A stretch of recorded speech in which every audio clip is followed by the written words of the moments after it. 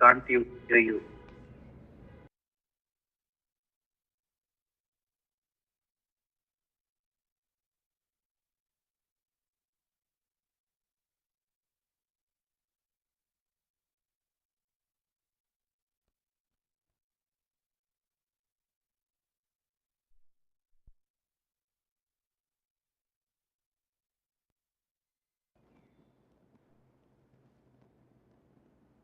Online class?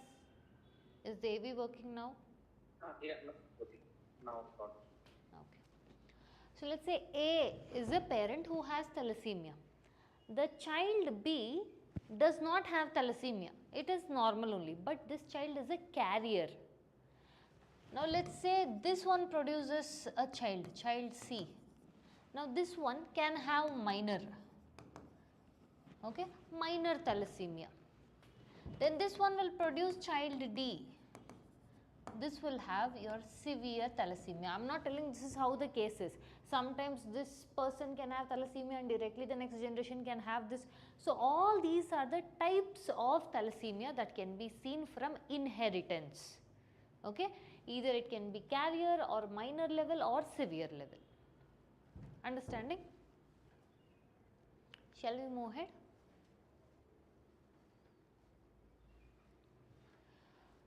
Now there are certain, remember I told you there are very severe types of thalassemia. For those we have given different names. Cooley's anemia, HB Bart's hydrops fetalis. So these are all the names that are given for very severe types of thalassemia. Okay. Constant spring, this is the name when your alpha globulin is absent. Okay, that point of time this thalassemia is called. So they have just given different names for various variants and based on the severity.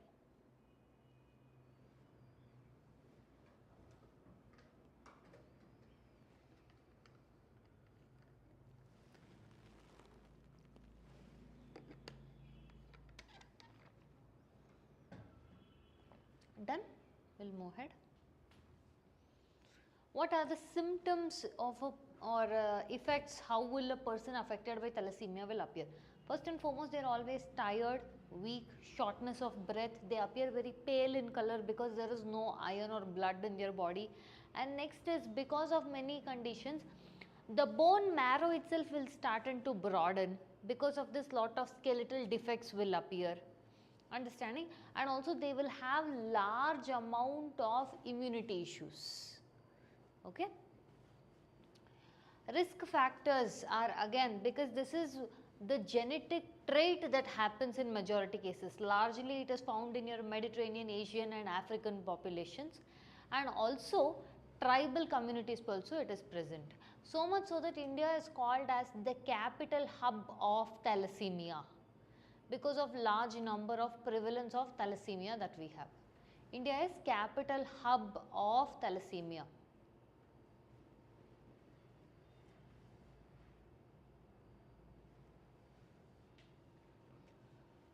So how is it with respect to India?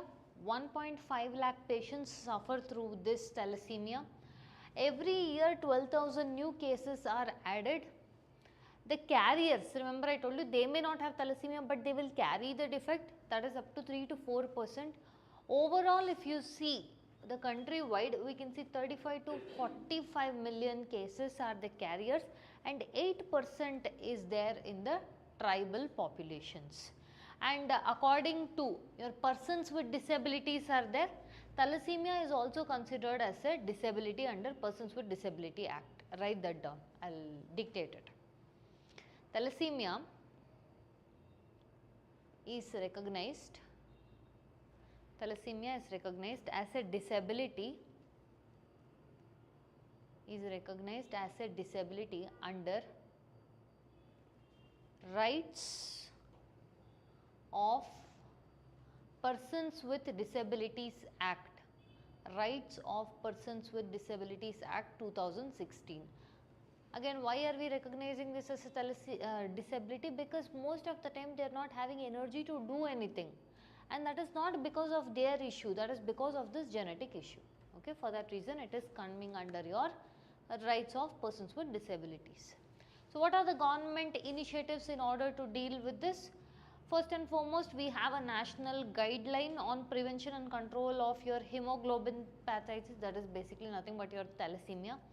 And it also focuses on treatment, monitoring and counseling as to what can people do this. Many times people don't even know that they have those kind of issues. Second thing is, under your national health mission, they are trying to fund for blood banks, daycare facilities and also your medicines, lab services. Okay, and most of importantly, they are training the staff and personnel as to, now if a person comes with thalassemia, what are you supposed to give them in rural areas? Are you, what exactly are you supposed to counsel them as to what should they do? Understanding? So, two important things are national guidelines of 2016, national health mission. None of this is a full-fledged scheme. It is just more of a guidelines or a framework.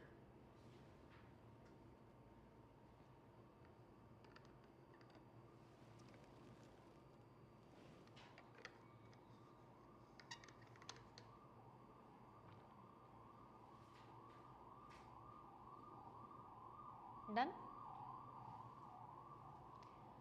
So, other initiatives, you have heard about Coal India Limited. Coal India Limited is nothing but another PSU where it has taken up CSR activity and it has started Thalassemia Bal Seva Yojana, wherein it will provide a financial aid of up to 10 lakh rupees for bone marrow transplant in 17 empaneled hospitals. Okay. And another thing it is trying to cover is your aplastic anemia, okay, which means again they are trying to bring in different kind of patients who can be cured or who can be helped through this program. We also have one more thing called as E-Rakt Kosh, which means it is more of a repository of how many blood banks are there in India, so they can get immediate access, and it will provide real time blood availability, whether a particular blood bank with particular type of blood group is available or not.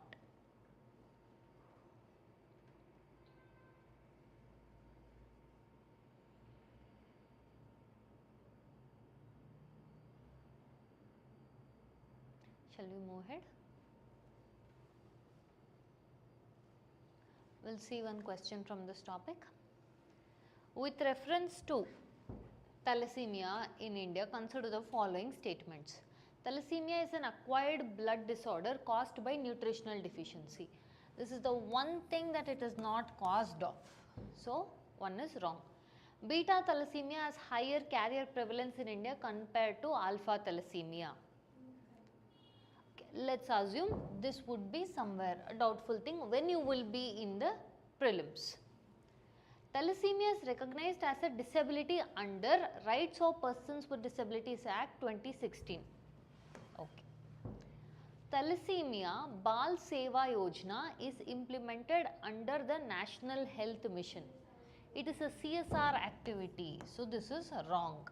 So, even if you remove this, okay, so you will be able to eliminate this with the options, even whether you know this or not. Okay, so the correct answer is 2 and 3 only. Next is, Italy recognizes femicide as a crime.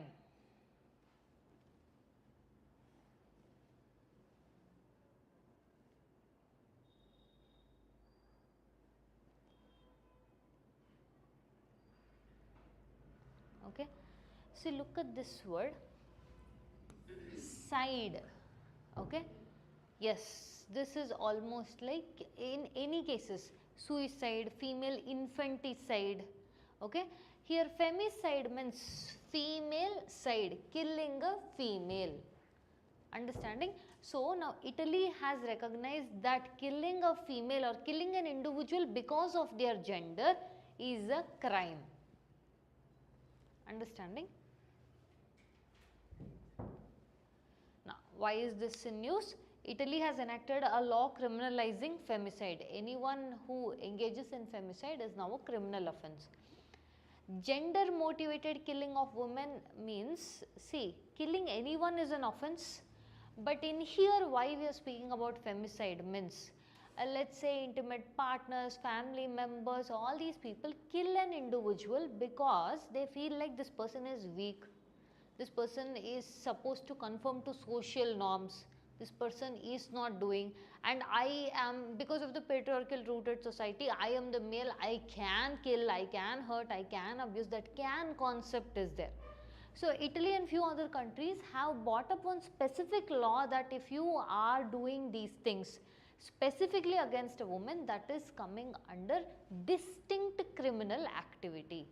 Okay, they have even told that life imprisonment is a mandatory punishment if you kill a woman.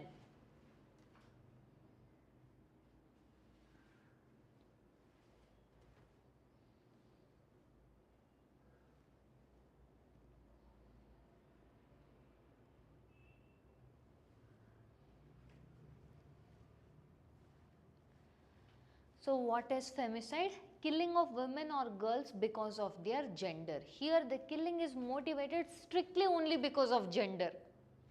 Understanding? And it is recognized by United Nations as a form of gender based violence. Violence is done on you because of your gender. What is the nature of crime that is usually done in a femicide? It is often committed by intimate partners, family members or known persons.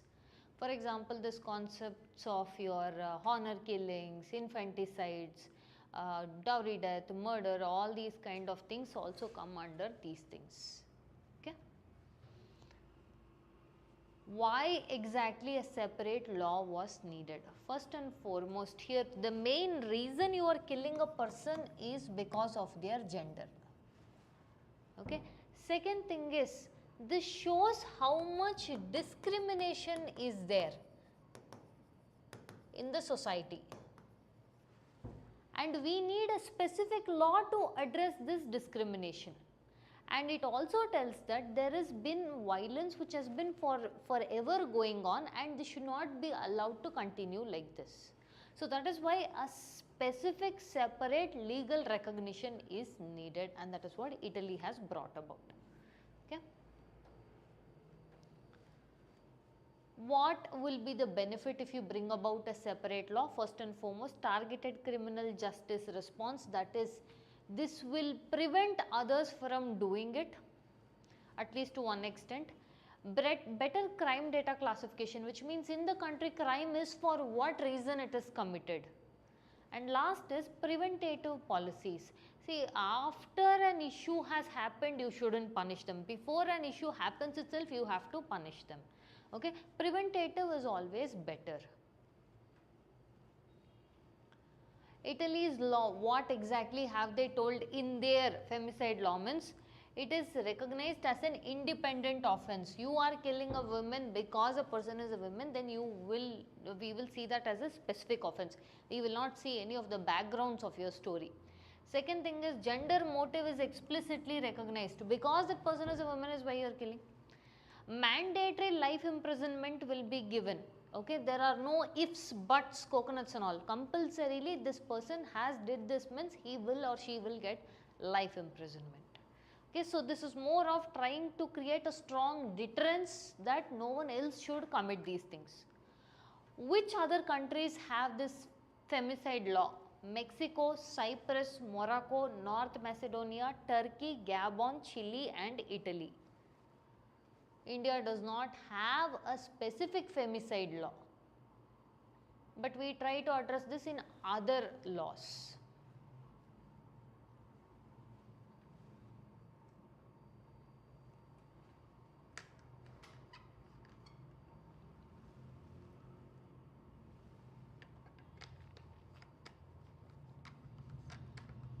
Done?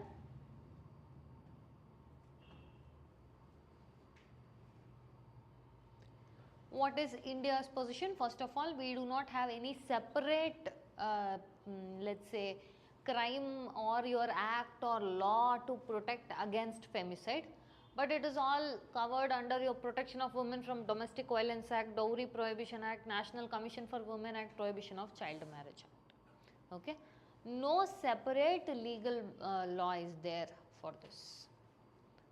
We'll move ahead. You want to write this down?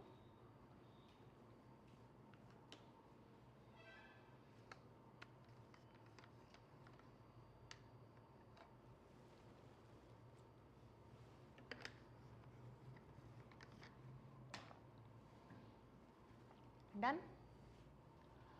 So, what are the constitutional aspects with regarding to gender, safeguard of women and everything? Article 14, equality before law. Article 15 of 3, special provisions for women. Article 21, life with dignity. Your femicide is actually a very good concept.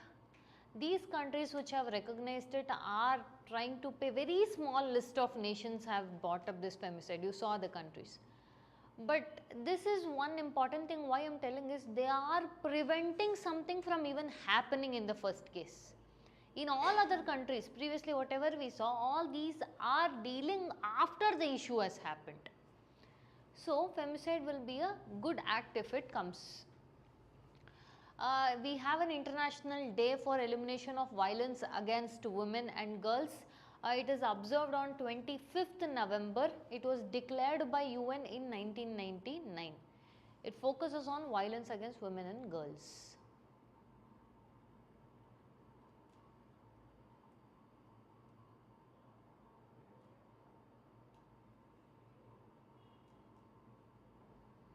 Done? We'll see one question in this. With reference to femicide, consider the following statements. Femicide refers to killing of women due to gender-based motives. Okay. Italy mandates life imprisonment for the offence of femicide. Yes, it mandated life imprisonment to make it like you have to not create any such kind of things. India recognizes femicide as a separate offence under IPC. It should do, but it doesn't do. The International Day for Elimination of Violence Against Women is observed on 25th November.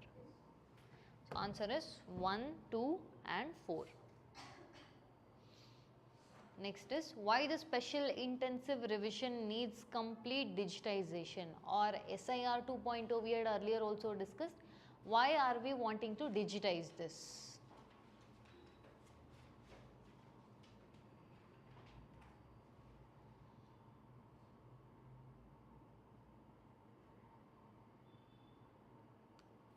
See, right now if you see Parliament ka winter session is going on. Amit Shah, our Home Minister and leader of opposition Rahul Gandhi are fighting because of this SIR. Concept is simple. See, first and foremost we have something called as legacy votes. That is, earlier what used to happen means 1970s period. Physically a person would go, write down where and all the person is living, who are living in that houses, and they would go at odd times. Now let's say if the person has gone to work or the person has gone out somewhere of that state, that time these people will see, no one is there, no one is there. So, because every data was entered manually, there was long and large number of discrepancies found in the data. Now we are digitizing in everything, every possible thing. Now also if you still rely on the pen and paper data documentation where physically you will go write and come, or 1970s ka data if you still use, then that is becoming more and more complicated. So much so that there are many wrong information shown. Let's say if you go to this house, you will make sure what your name is, you will write down, okay, these are your family members. Next house you go, the same person's name is there, like person A. Then it is almost showing like this same person is married to the other family. Okay. So, because of the name or your concept of having physical written data, discrepancy is becoming large. So, they are telling if we digitize this, it will be easier for all the important things, and also right to vote is an important fundamental right. You shouldn't violate that or take away from people. That is what people have criticized, or right now present our Lok Sabha debate is going on is because of this. That is what they keep calling as your vote chori and all those things. So, why is it in use? Ongoing SIR of electoral rolls, special intensive revision, where they are trying to remove the duplicates of your data in the electoral rolls. They are still relying to do this SIR, they are relying on legacy electoral rolls, something that was conducted during 2002 and 2004. Back then only so much issues were there. Now imagine how much difficulties would be there. So, they are telling that if you are going to, whole point of you bringing this is to remove the backlogs, discrepancies, all the data which is mismatched, why are you using the data which itself is having so much issues? Understanding? We'll move ahead. So what is SIR? It is to remove duplicate and bogus voters, update demographic changes and ensure clean electoral rolls. So you are telling that modernization should be there, people who are actually living there, who are being there, or people who have migrated to some other place, all their data should be added, you are telling. And what is the base you are using? Bogus means false. The data you are using is 2002 or 2004 ka, and that time it was all manual entry. So this and the previous one is almost defeating the purpose. Done? Now what are the challenges with the current electoral system? If you see, first and foremost, the rolls were created during 2002-2004. Back then everything was paper and hand entry, and human error is very high. They will tell something, you may write something. And also with the data quality, if you see, spelling inconsistency. The person telling the name itself may not know what their spelling is. And also missing epic numbers and house numbers. Majority of the time, let's say if this is a huge plot and small houses are all there next to each other. While they were recording, for all this only one record they will put, telling, this is one house. But if it is in this one small plot of land, 100 houses are there means, so technically 100 entries should be there, only there is one entry. So these are also again data discrepancies.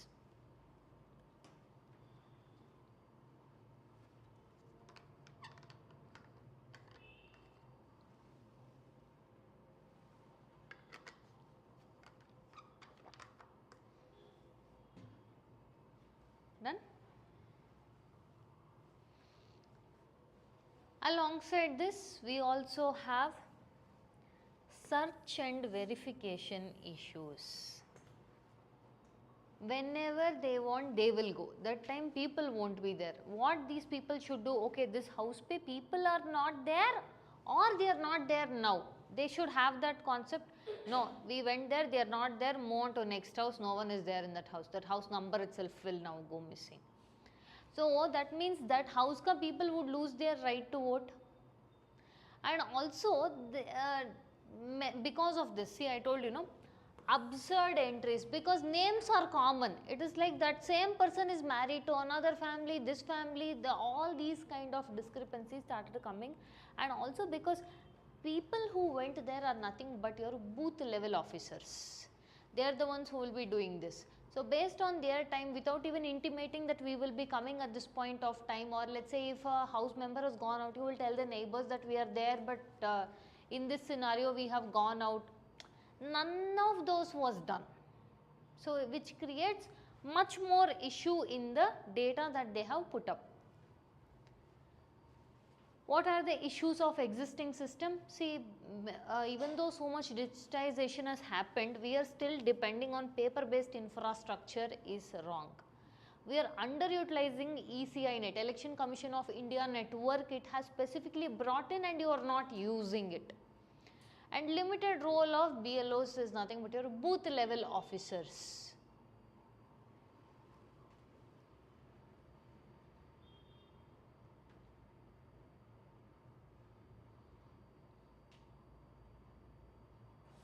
Done? What are the constitutional rights regarding your election commission right to vote and all is Article 324, which gives the powers of your election commission of India. First and foremost is our free and fair elections, electoral integrity. This is the most important thing why your election commission is made as an independent body.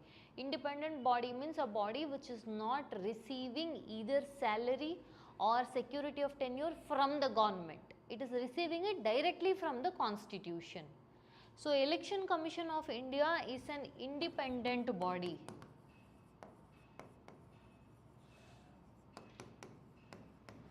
and you are making it an independent body so that they should do this. Free and fair elections must be conducted, electoral integrity should be there. So much so that if it is a true election commission of India, even the ruling party should have a chance at failure. That should be the ability of your election commission of India. Okay. So, if we digitize the data, it will be very transparent and fair and open. We will see possible question on this. With reference to special intensive revision of electoral rolls, consider the following statements. The current SIR relies heavily on electoral rolls prepared in early 2000s. Correct. Electoral rolls in India are fully digitized and integrated with ECInet. This is what we want to do. This is not done. Digitization of electoral rolls can improve verification and remove duplication.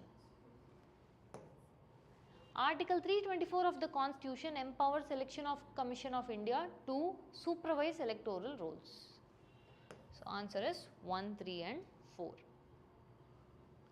Next is Samagra Shiksha Abhiyan.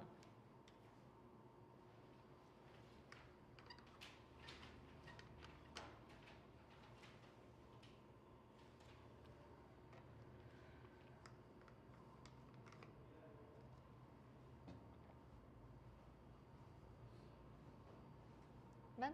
See, we have actually discussed this topic earlier also. Concept is simple. Samagra Shiksha, what it is we will see, but just the purview of it is, Samagra Shiksha means something that deals with education from your preschooling, which means from your Montessori, pre-KG, LKG, UKG levels to 12th standard tak. So, education will be seen as one single unit. Remember, government came up with NEP 2020, National Education Policy of 2020. In this, many states like Tamil Nadu, Kerala, Punjab, these people told we will not take up this. So, center, in order to arm twist the states and make them accept NEP policy, they told, see, education is under concurrent list. Okay. If you want fund for education in your state from the center, then you have to follow all the conditions that I put. Education is already a very strained sector.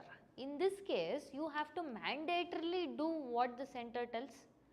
So, central government told, I will hold off all the funds for states who are not going to come to conditions, whatever conditions I put, they have to agree, otherwise I will not give funds.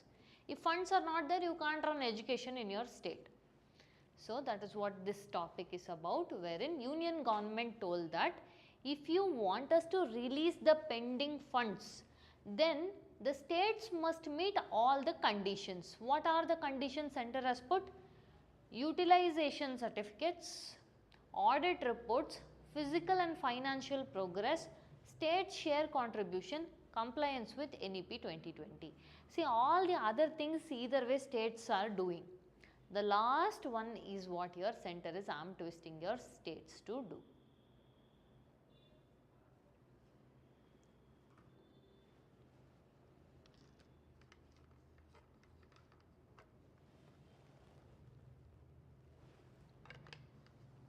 Done? What is Samagra Shiksha?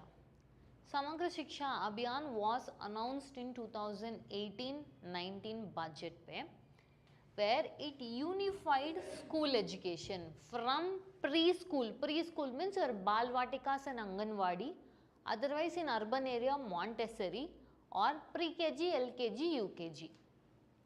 Education in India is mandatory in 6 to 14 years of age. Okay. This 3 to 6 years of age, whatever is there, that is called as preschooling. If you are in rural areas or your mid towns, you will go to places called as Balvatikas, Anganwadi. Now, if you are in urban areas, cities, you will go to Montessoris, pre-KGs, preschools, those kind of things. 3 to 6 years is preschool, 6 to 14 years is your primary schooling. Samagra Shiksha Abhiyan speaks from preschool to class 12. This is very important point. Preschool to class 12.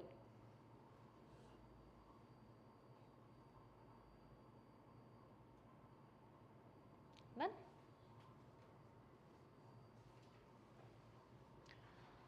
Samagra Shiksha Abhiyan is a centrally sponsored scheme. Which is implemented by Ministry of Education under Department of School Education and Literacy. The funding for this is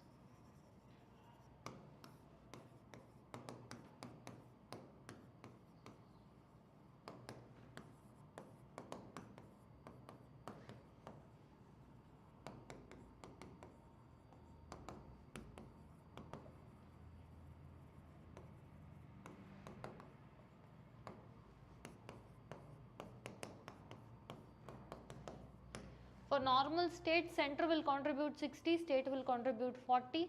For northeastern states and Himalayan states, center will contribute 90% of fund, state has to contribute 10% of fund. For union territories, 100% will be given by your center only. Samagra Shiksha Abhiyan is implemented by Ministry of Education.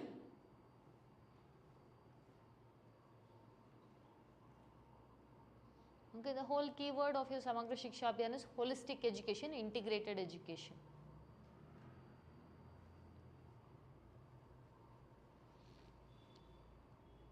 Earlier, there were 3 separate schemes which are doing today what one Samagra Shiksha is doing, that is Sarva Shiksha Abhiyan, Rashtriya Madhyamik Shiksha Abhiyan and Teachers Education.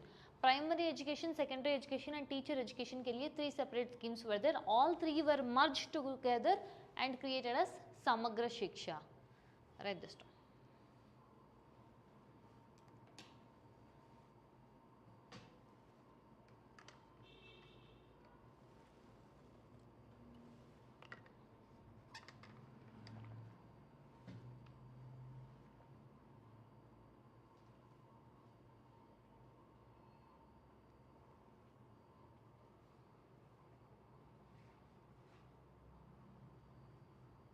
Done?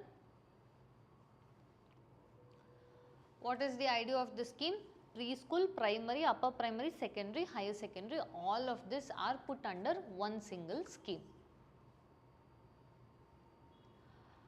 This our Samagra Shiksha aligns with the SDG. SDG 4.1 is free, equitable, quality primary and secondary education. SDG 4.5 is eliminate gender disparities, enable access for your vulnerable groups, women's, SC, ST, all these. So, overall SDG 4 deals with education.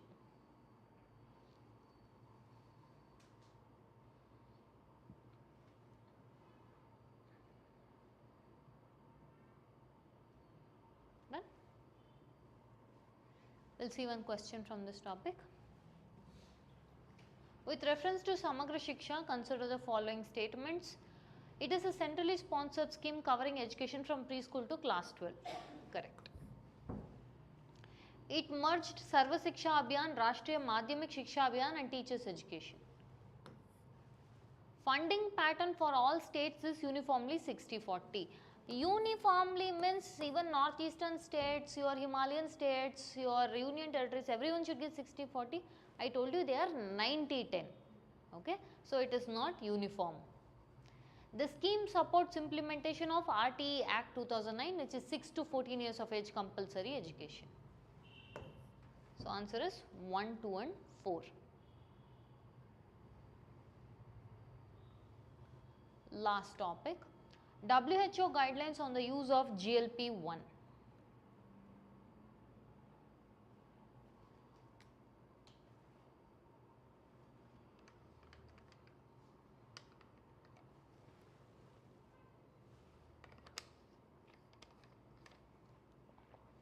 Done? Why is it news? Recently, WHO, World Health Organization, has classified obesity as a chronic disease, a serious disease that you have to look into. And they have even released your GLP-1 is a weight loss medicine. Okay? This weight loss medicine, how who should take, they have mentioned in the guidelines. That is why this has become important. They are trying to deal with global obesity epidemic, which means it is spreading everywhere.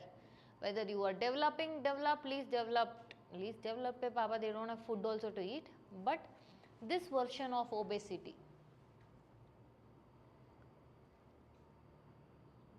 Done?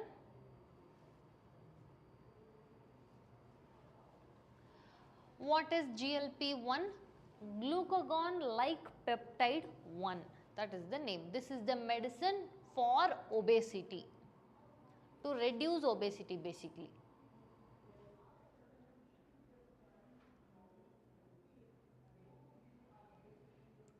Okay. What is it doing means it will reduce the hunger itself. If we are hungry is what we eat, or at least we think that. So, it will reduce the hunger and also gastric emptying, because easily if digestion is over, again you are ready for the next meal. So, this will delay gastric juices, whatever is there, it will delay that emptying and it will reduce the hunger. It is a hormone based medicine which is to regulate appetite and insulin. It is allowed for all the adults who are obese with the exception of pregnant women, because we do not know how it will impact them.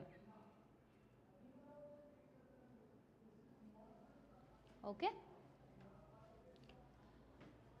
What are the health benefits? That is, this particular medicine, this will reduce at least 15 to 20% of weight loss, and also anyone who is suffering because of cardiovascular diseases, liver conditions, fatty liver, kidney disorders, sleep apnea, even for them also this is allowed with conditional usage. Understanding when and how you can take.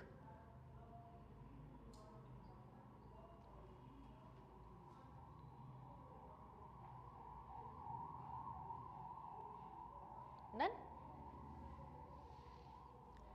So, what are the guidelines that your WHO has issued?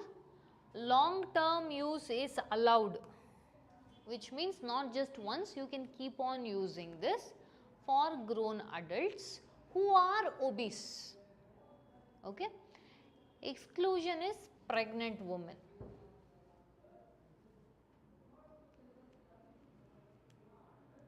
Okay.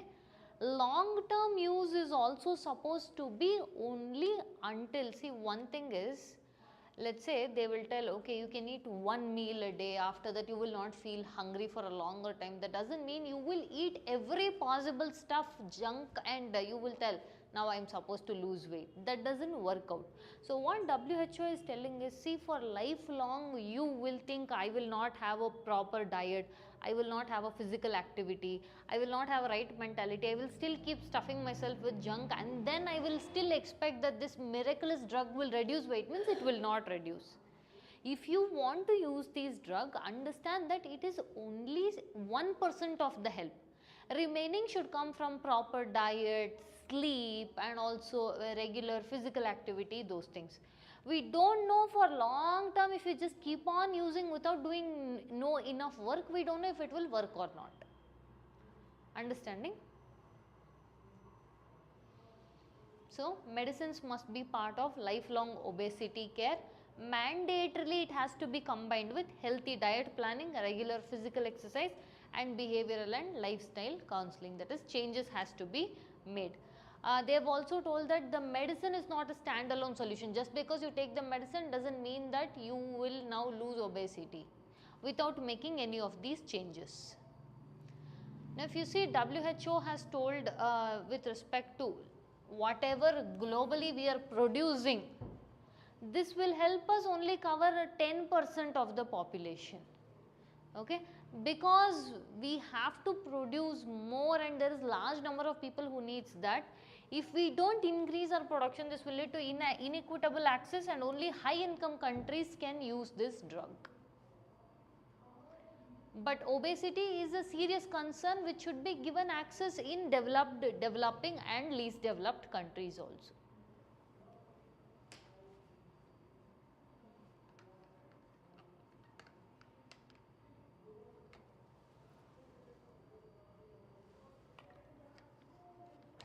Done?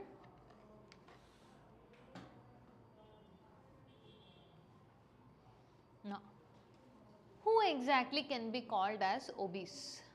According to global standards, anyone whose obesity, that is BMI, body mass index, is above 30 is called obese. But in India's percentage, if your weight to your age, height, all this ratio, and you are more than 25 kgs on that, then you are considered as a obese. If someone is having greater than 35 kg of your body mass index, they are called morbid obese. More, it is a severe case. Almost, if you see, the percentage of people living with obesity has increased very much, and this number will double by 2030. Okay. There are more than 3.7 million deaths which have happened directly or indirectly, which is all linked to causative factor is your obesity. So, specifically from India perspective, if we see, National Health Family Survey data 5 has told that 24% of women are obese and 23% of men are obese. Okay. This is a non-communicable disease. Okay. Obesity can't be spread from person to person, it is a non-communicable disease.